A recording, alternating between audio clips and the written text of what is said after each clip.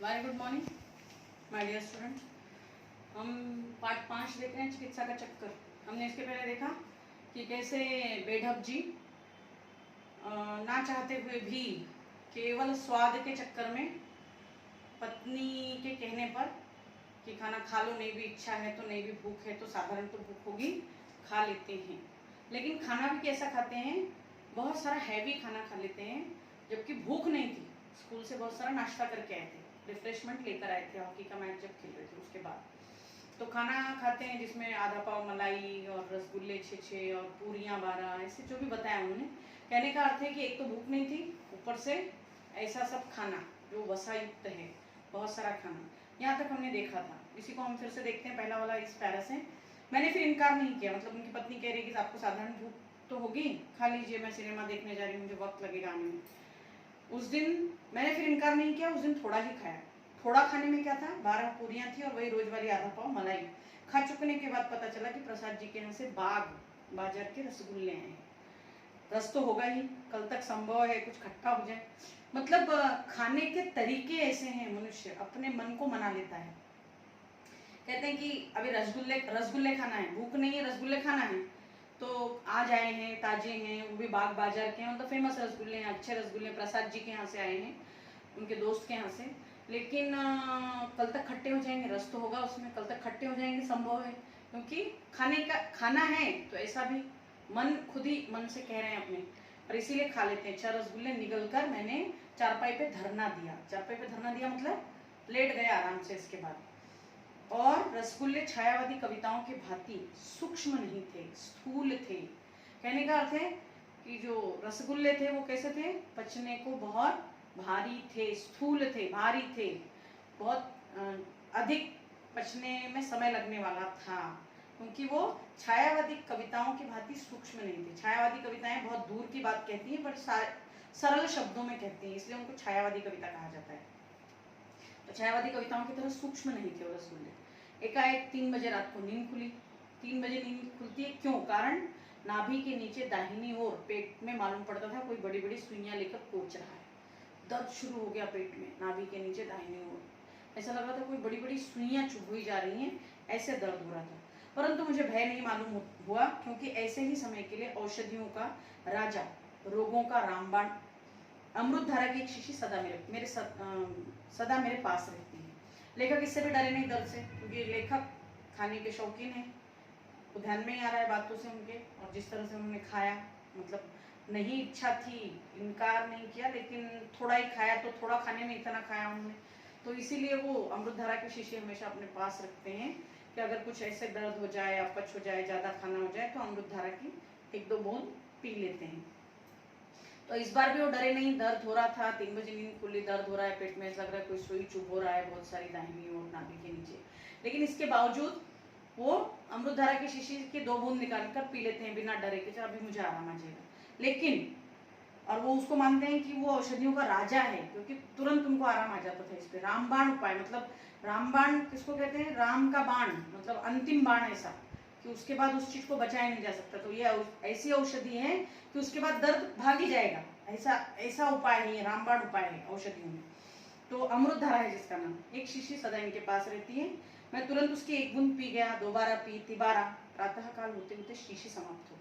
दर्द में किसी प्रकार की भी कमी न हुई। प्रातः काल एक डॉक्टर के यहाँ आदमी भेजना पड़ा, यानी उनको लगा आराम पड़ जाएगा, तो 1 बूंद पी, सोने की कोशिश की, नहीं आराम पड़ा, दूसरी पी और तीसरी बार पी, और यहाँ तक कि ऐसे ही सुबह तक पीते रहे। पूरी शीशी खाली हो गई, लेकिन उनके दर्द में उनको आराम नहीं मिला। यहाँ तक कि फिर एक डॉक्टर के यहाँ एक आदमी को भेजा बुलाने के लिए। डॉक्टर साहब सरकारी अस्पताल के थे। वे एक इक्के पर तशरीफ लाए। सूट वाले का इक्के पर आना वैसे ही मालूम हुआ जैसे लीडरों का मोटर छोड़कर पैदल चलना। मैं अपना पूरा हाल भी न कह पाया था, वे बोले जबान दिखलाई। प्रेमियों को जो मजा प्रेमिकाओं की आंख देखने में आता है, शायद वैसा ही डॉक्टरों को मरीजों की जीभ देखने में आता है। डॉक्टर महोदय मुस्कुराए और बोले, घबराने की कोई बात नहीं, दवा पीजिए, 2 खुराक पीते पीते आपका दर्द वैसे ही गायब हो जाएगा जैसे हिंदुस्तान से सोना गायब हो रहा है। डॉक्टर साहब सरकारी अस्पताल के हैं, सरकारी अस्पताल में नौकरी है डॉक्टर साहब की, तो वो इक्के पर आए। इक्का मतलब टांगा, मतलब पहले जो घोड़ा गाड़ी होती थी जिसको घोड़े खींचते हैं उसको टांगा या इक्का कहा जाता है। तो पहले जब यातायात के साधन, इतनी बस, इतनी रेलवे ट्रेनें नहीं थी, तो जैसे बैलगाड़ी होती है, बैलों को जोत कर की जाती है, वैसे घोड़े को जोत कर इक्का या टांगा चलाया जाता है। तो वो टांगे पर आए मतलब इक्के पर आए। तो लेखक उनकी तुलना कर देते हैं कि जैसे नेता लोग मोटर छोड़कर पैदल चले, ऐसे ही सूट बूट वाले अगर इक्के पर आए तो वैसा लगता है कि जैसे वो मोटर छोड़कर पैदल चल रहे हैं नेता, वैसे वो हालत ऐसे लगे उनको। मैं अपना पूरा हाल भी ना, पूरी बात भी नहीं बताया इन्होंने, उतने में ही उन्होंने कहा कि जापान दिखलाइए, और उसकी भी तुलना लेखक कर देते हैं। अब वो हर बात में कुछ ना कुछ व्यंग ढूंढते हैं लेखक, मजाक निकालते हैं उसमें से। ये व्यंगपूर्ण, हास्यपूर्ण ही पूरा निबंध है चिकित्सा का चक्कर।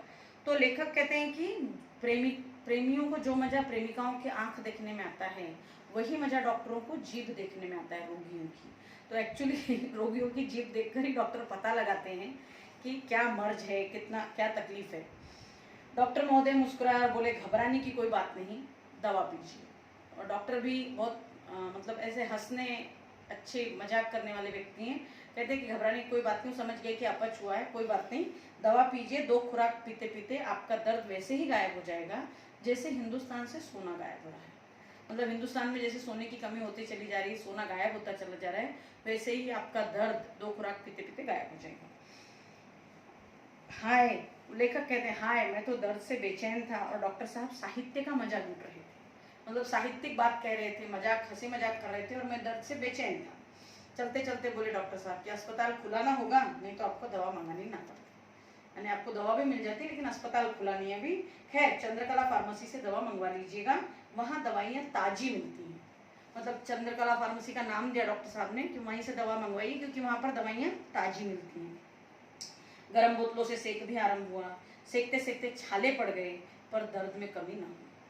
गर्म बोतलों से सेकना भी शुरू किया कि आराम आ जाए, लेकिन लेखक बताते हैं कि छाले पड़ गए सेकते सेकते, इतना गरम गरम से सेका जा रहा है, लेकिन दर्द में कोई कमी नहीं आई। दोपहर हुई, शाम हुई, पर दर्द ने मुझ पर ऐसा प्रेम दिखलाया कि हटने का नाम न लेता था। लोग देखने के लिए आने लगे, मेरे घर पर मेला लगने लगा। ऐसे ऐसे लोग आए कि कहाँ तक लिखूं। हाँ, एक विशेषता थी, जो भी आता एक न एक नुस्खा अपने साथ लेता आता था। किसी ने कहा जी कुछ नहीं, हिंग पिला दो, किसी ने कहा चूना खिला दो। खाने के लिए सिवा जूते के और कोई चीज बाकी नहीं रह गई जिसे लोगों ने न बताया हो। दोपहर हो गई, शाम हो गई, लेखक को डॉक्टर साहब दवा देके चले गए। 2 खुराक में आराम करने आने की बात भी कह के चले गए। जो भी चंद्रकला फार्मेसी से दवा मंगवाने के लिए कही, वो भी लेखक ने मंगवाई, लेकिन लेखक कहते हैं कि मुझ पे ऐसा प्रेम दिखला रहा था ये दर्द कि मुझे छोड़ के जाने का नाम ही नहीं ले रहा था। दोपहर शाम हो गई, लेकिन दर्द में कुछ आराम नहीं आया। यहाँ तक कि इनकी तबीयत की बात सुनकर इनके घर पे इनको देखने के लिए लोग आने लगे, मेला लगने लगा घर पे, और ऐसे ऐसे लोग आए। लेखक बताते हैं कि कहाँ तक लिखूं। हाँ, सब में एक विशेषता जरूर थी कि जो लोग देखने आ रहे थे वो लोग, एक बात सब में कॉमन थी, विशेषता ये थी सबकी एक ही, कि हर कोई ना कोई नुस्खा बता कर जा रहा था। अलग अलग नुस्खे बता रहे थे हर कोई, लेकिन कोई कहता था अरे हींग पिला दो, कोई कहता था चूना खिला दो। लेखक ने बताया कि इतने नुस्खे बताए लोगों ने, इतने उपचार बताए लोगों ने, कि सिवाय जूते खाने के और कोई उपाय बाकी ना रह गया होगा। इतने लोगों ने उपाय और नुस्खे बता दिए। 3 दिन बीत गए, दर्द में कमी न हुई। लोग आते मुझे देखने के लिए, पर किसी न किसी विषय पर चर्चा छिड़ जाती थी। प्रसाद जी का अमुक नाटक रंगमंच की दृष्टि से कैसा है, राय कृष्णदास हफ्ते में 9 बार दाढ़ी क्यों बनाते हैं।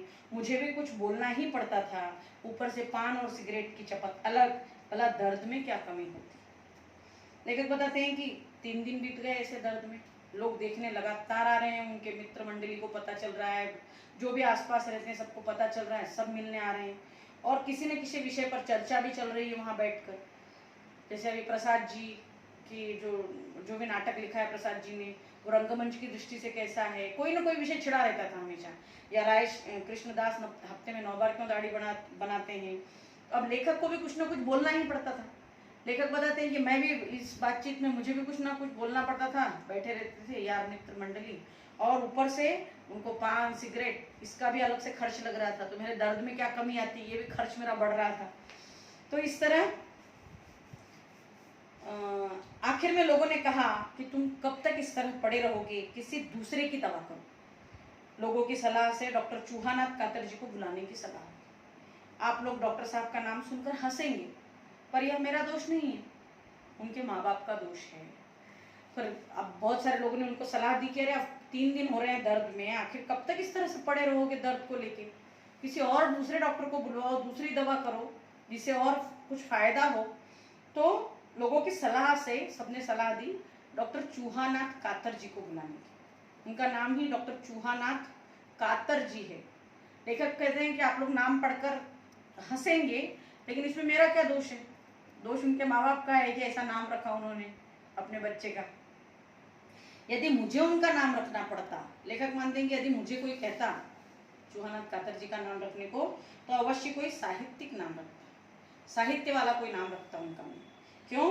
वे यथा नाम तथा गुण वाले व्यक्ति थे, मतलब जैसा उनका नाम था वैसे ही उनके गुण थे, मतलब वो चूहानाथ थे और कतरने वाले भी थे, तो दर्द को उतर ले जाते थे या दर्द को हटा देते थे। यथा नाम तथा गुण मतलब जैसा नाम वैसा गुण, जैसा उनका नाम है वैसे ही उनके गुण भी थे। उनकी फीस 8 रुपए थी और मोटर का 1 रुपया अलग। उनकी फीस वो 8 रुपए लेते थे और मोटर से आते थे किसी की पेशेंट जो भी रोगी को देखने उसके घर पे, तो उसका 1 रुपया अलग लेते थे। वे लंदन से FRCS की डिग्री लेकर आए थे। FRCS की डिग्री लेकर वो लंदन से आए थे, मतलब लंदन से पढ़ लिख कर आए थे, इतने बड़े डॉक्टर थे। उनको बुलाया गया फिर लेखक के लिए। बचा हुआ कि अगले पीरियड में देखते हैं कि क्या हुआ, चूहानाथ कातर जी के दवा से लेखक को आराम पड़ता है क्या, या पड़ता भी है तो आगे क्या होता है, ये नेक्स्ट वीडियो में देखेंगे। थैंक यू बच्चों।